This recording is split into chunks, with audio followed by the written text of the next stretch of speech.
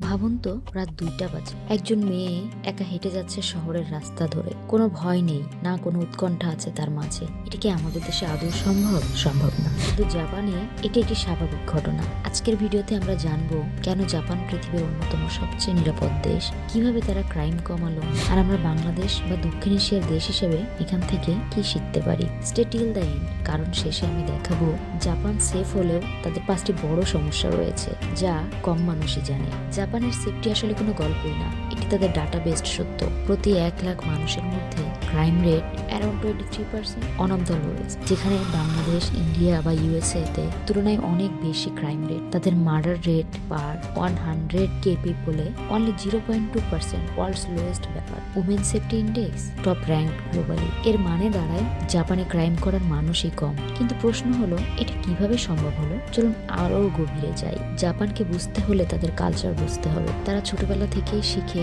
নিজের কাজ নিজে করো, কারো ক্ষতি করবে না। পূর্বের ভিডিওতে দেখেছি ওশোজি তাদের একটি শিক্ষার অংশ, যেখানে তারা নিজেদের জায়গা নিজেরা পরিষ্কার করে। এই ভ্যালু সিস্টেম ক্রাইমকে স্বাভাবিকভাবেই কমিয়ে দেয়। কেউ ধারণাই করে না সে অন্যের জিনিস নেবে, ক্ষতি করবে কিংবা কারোর সাথে প্রতারণা করবে। এটাই তাদের দারুণ একটি মাইন্ডসেট। জাপানে আপনি যদি রাস্তায় 10 লাখ ইয়েন ফেলে দেন, 95% সুযোগ আসে আপনি সেটি ফেরত পাবেন। এটি তাদের লস্ট অ্যান্ড ফাউন্ড সিস্টেমের একটি অংশ। প্রতি বছর প্রায় 4 মিলিয়ন হারানো জিনিস যেখানে ফেরত দেয়া হয়। তারা মনে করে honesty is a social expectation. চুরি করলে সেই ব্যক্তি সমাজে মুখ দেখাতে পারে না। সাউথ এশিয়াতে চুরি করাকে অনেকটা বুদ্ধিমত্তার সাথে তুলনা করা হয়, কিন্তু জাপানে এটা মনে করা হয় যে ব্যক্তি চুরি করলো সে তার নিজের সময় নিজেই নষ্ট করলো, এবং এটি তাদের বিশাল একটি পার্থক্য। জাপানে পুলিশ মানে ভয় নয়, পুলিশ মানে অ্যাসিস্ট্যান্ট। কোবান ছোট ছোট পুলিশ বুথ প্রায় প্রতিটি এলাকায় রয়েছে। এগুলোতে পুলিশ পথ দেখায়, লস্ট আইটেম নেয়, সাহায্য করে এবং ইমার্জেন্সি ব্যাপারগুলো হ্যান্ডেল করে। পুলিশ এবং সিটিজেন্সের ট্রাস্ট সিস্টেম জাপানকে তৈরি করেছে এক্সট্রিমলি সেফ। জাপানের নিরাপত্তা আরেক স্তরে নিয়ে গেছে টেকনোলজি, যেখানে রয়েছে 5 মিলিয়নের বেশি সিসিটিভি ফুটেজ, ট্রেনে security personnel, 99% case conviction rate, দ্রুত বিচার tribunal, zero tolerance for organised crime. এজন্য অপরাধীরা জানে জাপানে ক্রাইম করলে তারা ধরা পড়বেই। তাদের যে নাইট সেফটির ব্যাপারটা, সেটি এক অনন্য উদাহরণ আমাদের জন্য।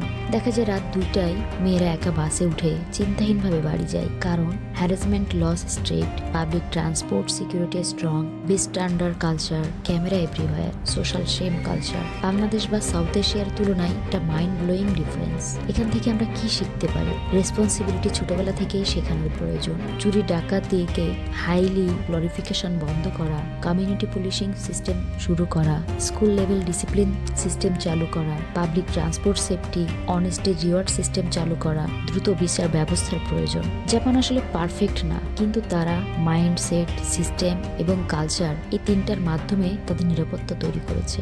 জাপান সেফ হলেও কিছু বড় চ্যালেঞ্জ রয়েছে, যেমন তাদের লো ক্রাইম, এটার কারণে তৈরি হয় high loneliness, isolation, ageing population, overwork culture, suicide rate issue, extreme politeness pressure. Japan আসলে খুবই নিরাপদ, কিন্তু এটা কোনো ম্যাজিক না। এটা মানুষের ভ্যালু, ডিসিপ্লিন, অনেস্টি এবং ট্রাস্ট সিস্টেমের ফল। জাপান নিরাপদ দেশের উদাহরণ, কিন্তু তারা রাতারাতি এমন হয়নি। 75 বছর ধরে তারা একটাই জিনিস ধরে রেখেছে, সেটি হলো respect. Respect for people, respect for public property, respect for rules. আমাদের দেশের ভবিষ্যৎও বদলাতে পারে যদি আমরা একই মাইন্ডসেট অ্যাডপ্ট করতে পারি। আগের ভিডিওতে বলেছি, প্রতি জাপানের ভিডিও বানানোর শেষে আমরা একটি করে শব্দ শিখব। আজকের জাপানি শব্দ এনজিন, যার মানে দাঁড়ায় নিরাপত্তা। কমেন্টে লিখে জানাও আজকের শব্দ তুমি কিভাবে মনে রাখলে, কিংবা কিভাবে এই শব্দের প্রয়োগ তুমি তোমার জীবনে করলে। আর ভিডিওটি ভালো লাগলে লাইক, কমেন্ট এবং শেয়ার করতে ভুলবে না।